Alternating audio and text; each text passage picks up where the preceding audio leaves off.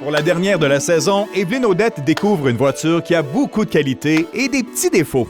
Cette semaine, j'ai vécu un séjour 100% électrique à bord de la Polestar 2 2024. C'est une belle petite berline blanche à la fine pointe de la technologie.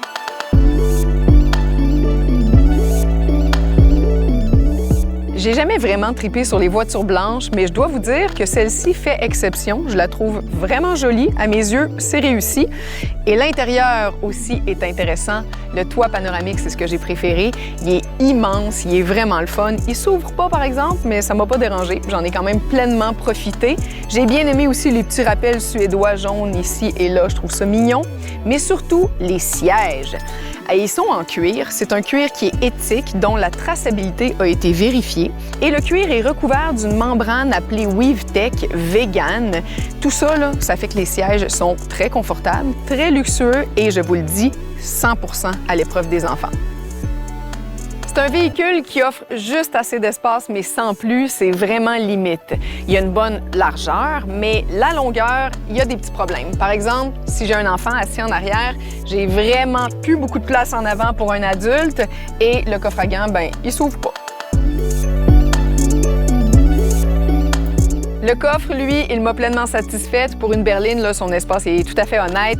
Il est profond. Il y a une trappe au fond si on veut entrer des choses qui sont faites en longueur et il passe le test du Costco. Derrière le volant, voiture 100% électrique, voiture 100% technologique et c'est d'ailleurs là la force de Polestar. Mais pour être honnête, je trouve ça un petit peu trop à mon goût. Tu sais, moi, une commande de base comme le chauffage, là, j'ai besoin d'un bouton qui est facile d'accès, qui est à ma portée. Là, il faut que je fouille dans l'écran et même quand je sais c'est où, j'ai 3-4 pages à tourner. Pendant ce temps-là, mes yeux sont pas sur la route puis je trouve ça dangereux.